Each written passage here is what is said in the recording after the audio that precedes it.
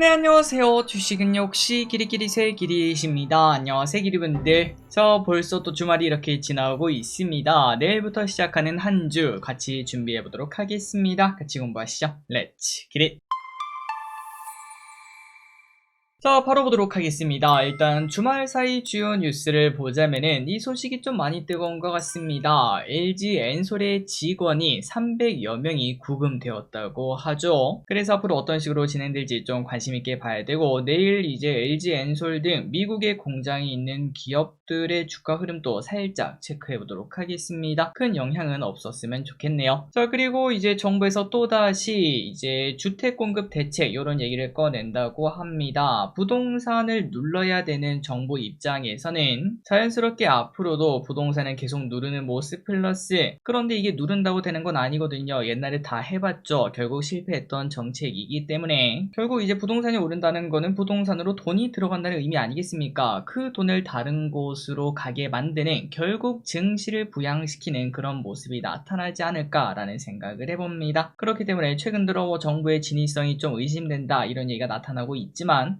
결국은 조금 더 주식 친화적인 모습이 나타나지 않을까, 저는 그렇게 생각하고 있어요. 그리고 대주주 양도세 이달 결정이 된다고 하는데 당연히 제발 50억 유지되었으면 좋겠습니다. 다음으로 코스피를 보도록 하겠습니다. 이번 주는 좋은 흐름을 나타냈네요. 9월 첫 번째 주 일단 0.6% 상승하는 모습을 나타냈고요. 증시는 지속적으로 박스권이죠. 다만 삼성전자는 고개를 조금 숙이는 모습. 다음으로 코스닥입니다. 1.8% 올라가면서 분위기를 바꾸려는 모습이 나타나고 있고요. 오는 주에 만약에 저는 고점을 트라이할 수 있을지 보도록 하겠습니다. 최근 들어 금리 인하 이야기가 나타나면서 알테오진 올라가고 바이오가 좋지 않겠습니까? 그 흐름을 코스닥이 드디어 타는 것으로 보입니다. 매동입니다. 외국인은 이제 좀 오락가락하는 모습, 연기금 또 오락가락하는 모습. 환율입니다. 1389원으로 계속 위에서 머무르고 있습니다. 코스피 차트랑 뭔가 비슷한 모습이죠. 그리고 유가입니다. 61.87달러로 쭉쭉쭉 떨어지고 있습니다. 미국 시장입니다. 금요일날 미국장은 소폭 하락으로 마무리가 되었습니다. 그리고 미국 채권이 많이 떨어졌습니다. 4.08까지 하락했어요. 채권 투자하기 좋은 타이밍이라는 거 우리가 계속 공부했었죠. 슬슬 그 효과가 나타나고 있습니다. 그리고 중요한 거는 이 채권은 증시가 떨어지든 올라가든 결국 장기적으로 우하향한다는 게 중요하겠죠. 그리고 비트코인입니다. 현재 조금 쉬어가는 모습. 자, 그래서 여기까지 봤을 때 일단 우리나라 증시는 내일 보합권 혹은 소폭 하락 출발할 수 있겠습니다. 그리고 일단 지금까지는 안정적인 9월을 보여주고 있는데요. 그리고 금요일날 이제 미국에서 발표된 고용지표는 고용 냉각 가능성, 경기 둔화 우려 이런 것들이 나타나긴 했지만 그래도 금리 인하는 확정적이라는 이야기도 동시에 나타나고 있습니다. 다만 9월, 10월 언제 조정이 나타나도 이상하지 않다는 거 알고 계시죠? 하지만 그 이후 10월, 11월 되면은 다시 증시가 달려나갈 수 있을 거라고 생각합니다. 그렇기 때문에 주식을 전부 다 팔고 도망갈 필요는 없겠죠. 그냥 적게는 10%, 많게는 20, 30% 그 정도로만 현금 비중으로 조절하면 될 것 같습니다. 그리고 그 이유는 아까도 말씀드렸다시피 정부에서도 부동산을 상대적으로 못 오르게 하려면은 주식시장에 돈을 넣어야 되기 때문인데요. 그렇기 때문에 내년까지는 국장이 좋지 않겠나. 그리고 내년 코스피가 이제 4천을 넘는다면은 그때 이제 코스피 좀 많이 과열되었으니까 미장으로 넘어갈지 같이 고민해 보도록 하겠습니다. 자, 그리고 앞으로 6개월, 1년 장기로 볼 주식은 여전히 똑같은 것 같습니다. 참 많아요. 일단 코스피가 4천 간다면은 대부분 오른다고도 볼 수 있고요. 그리고 그 안에서 중국 ETF, 반도체, 2차전지, 게임, 로봇, 자율주행, 스마트 글라스, 메타버스, 의료 AI, 바이오, 5G, 음식료, 엔터, 미용, 채권 ETF, 그리고 증권주 등등 그런 것들 전부 다 이제 말을 해볼 수 있을 것 같고요. 다만 이제 조선과 방산 같은 경우에는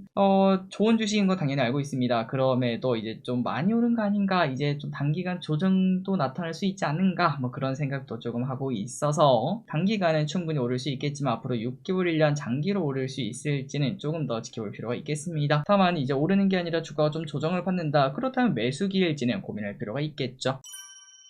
다음입니다. 연기금과 외국인의 픽을 보도록 하겠습니다. 연기금입니다. 삼성전기, 현대, 로템, 네이버, 하나오션, 하나에어스페이스, HD항공조선해양, 테크윙, ISC, LG노텍을 매수합니다. 최근 삼성전기가 잘 나가고 있는 거 알고 계시죠? 그리고 외국인입니다. SK하이닉스, 하나에어스페이스, 현대로템, HD현대일렉트릭, 현대모비스, 올릭스, 삼성전기, 현대차, HD현대, 삼성바이오직스를 매수합니다. 마지막으로 개인입니다. 하나오션, LG엔솔, 카카오, 하나엔진, 카카오페이, 포스코홀딩스, 삼성SDI, 포스코퓨 FCM, 두산 에너빌리티, APR을 매수합니다. 이번 주에 무슨 일이 있었는지 복습해보도록 하겠습니다. 월요일입니다. 미국 증시가 조정받고 알리바바가 막 12% 급등하는 모습이 나타났었습니다. 바로 이제 알리바바가 차세대 인공지능 칩을 자체 제작했다는 이야기를 꺼냈기 때문인데요. 그러다 보니까 과거 딥시크 쇼크처럼 살짝 영향을 받았습니다. 다음으로 미국장이 살짝 조정받는 모습이 나타났습니다. 미국 트럼프가 이때까지 부과한 상호관세가 위법이다 이런 얘기가 나타났기 때문인데요. 하지만 아직까지 결과가 나온 건 아니라 단순 해프닝으로 끝나는 모습입니다. 구글이 급등하는 모습이 나타났었습니다. 반독점 때문에 크롬을 팔아야 될 위기에 처해 있었는데요. 하지만 팔 필요가 없다. 이제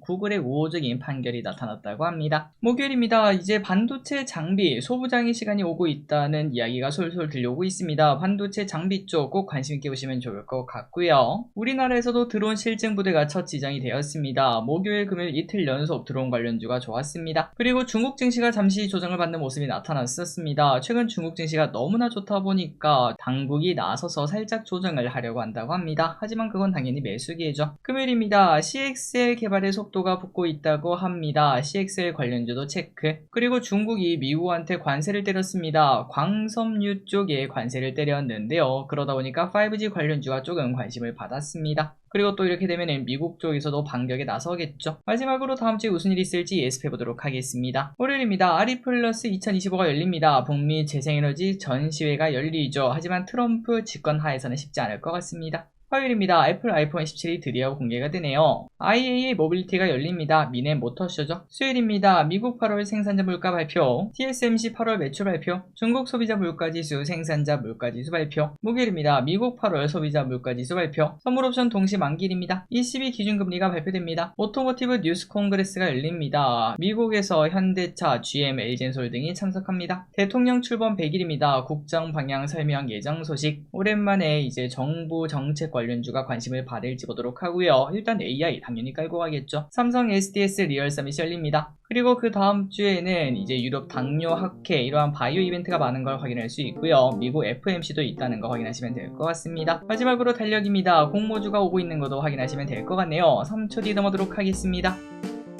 자, 오늘의 홍보 여기까지 끝났습니다. 항상 같이 홍보해서 진심으로 감사합니다. 지금까지 기대주셨습니다. 빠이요.